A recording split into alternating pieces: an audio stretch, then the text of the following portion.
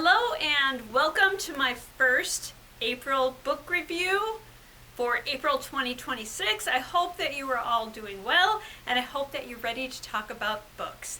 As I said in the April reads, our first book for this month is Unspeakable Things by Jess Lourey, and I've become a fan of this author. A couple years ago I read her book Quarry Girls, and then last month on my own I read Bloodlines, and now I have read this book. These books are all based on crimes that happened in central Minnesota.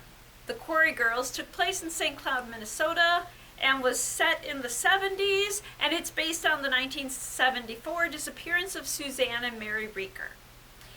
Both Bloodline and Unspeakable Things are set in a fictionalized small town, Lilydale, which is in central Minnesota, situated not that far from St. Cloud. Unspeakable Things takes place in the 1980s and is told through the perspective of 12-year-old Cassie, who lives with her sister Seppi and their parents.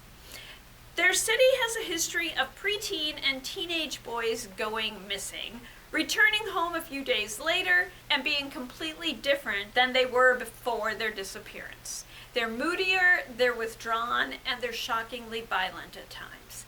Cassie's father assures Cassie that the boys aren't being taken. In his opinion, and he gets his opinion from a police officer that he knows, the kids are going off on their own, returning when they're done doing whatever they were doing. But the disappearances are just one of the strange things going on in Lilydale. Tension is at the heart of the story and is throughout the whole story. There's tension in Cassie's house, between her parents, between her father and her, and between her sister and her father. There is tension in Lilydale itself. Like many small towns, people know and talk about their neighbors' business, even the terrifying things, but they keep to themselves and do little to help others. And the children of Lilydale are every bit as good as their parents at keeping secrets. Cassie has a lot of secrets. Like the parties her parents host that started as a way for neighbors to get together and segued into something much darker. And the way some of the boys who have returned react to others, those they think are weaker than they are, and how quick they turn violent. And some of the things happening in Cassie's house, things she's been warned not to tell others because their family would be destroyed. When another boy disappears, and this time he does not return, what has happened to him and who is responsible? Accusations spread throughout the city and town secrets are disclosed. Even Seppi begins to act differently, and Cassie must discover what is going on before it destroys them all.